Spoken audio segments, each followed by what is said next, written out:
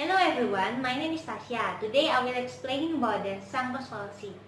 So first of all, sunk cost is the cost that has already been incurred and cannot be recovered. The sunk cost effect becomes fallacy if it's pushing you to do things that making you unhappy or worse off. Here is the misconception. When you think that you make a rational decision based on the future value of object, investment, and experience, but the truth is your decisions are affected by the emotional investment you accumulate. And the more you invest in, the harder it becomes to abandon it. This idea often applies to money, but invested time, energy, and pain also influence your behavior. When you lose something permanently, it hurts, right? This negative emotion often leads us to strange behavior. Let's imagine that you buy 100 plane ticket to US in 2 days. You are so excited for this trip, but then you get really sick. Nothing life-threatening, but it's hard to keep things in your stomach. And unfortunately, the ticket is not refundable, so either you go on the plane or you lose your money. What do you do? Now, be honest to yourself. Are you thinking about toughening out that you can probably handle 12-hour plane ride to US?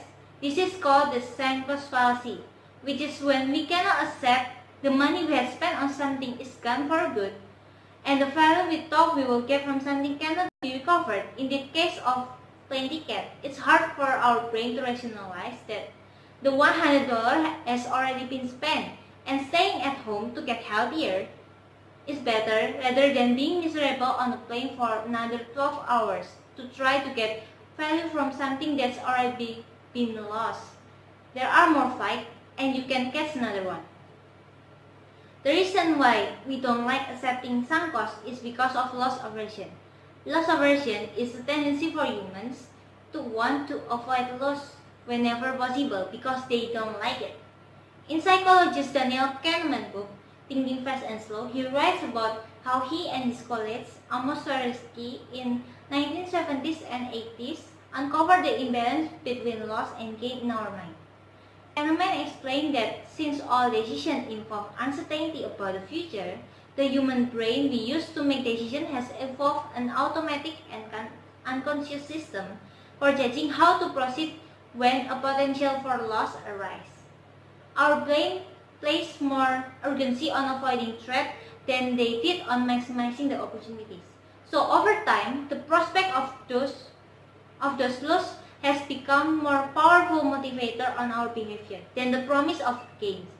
Whenever possible, we always try to avoid loss of any kind, and when we comparing both loss and gains, we don't treat them equally.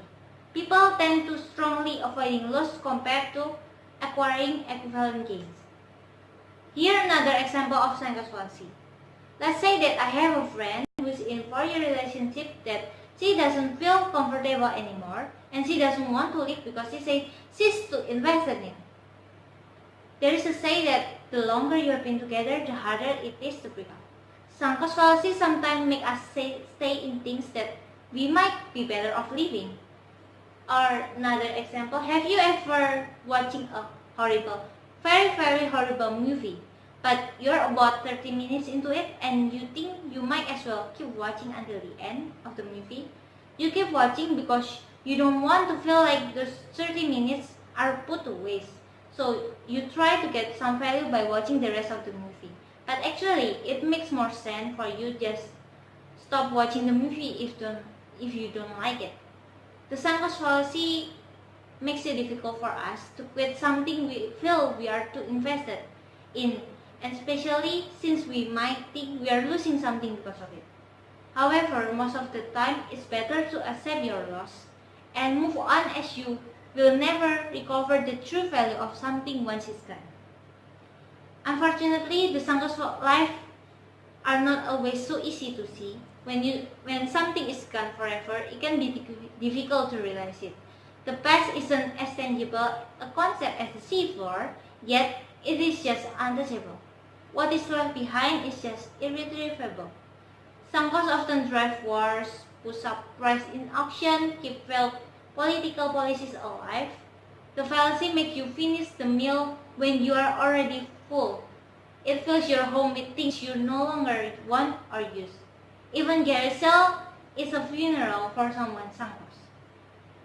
Well, the value from this video is that what's done is done.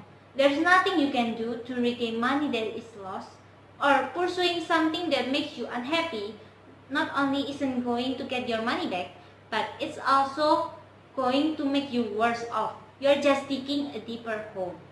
So, it's better to quit sunk cost fallacy. Okay everyone, thank you for watching my video about sunk cost fallacy. I hope this video can help you and can give you more benefit. Thank you.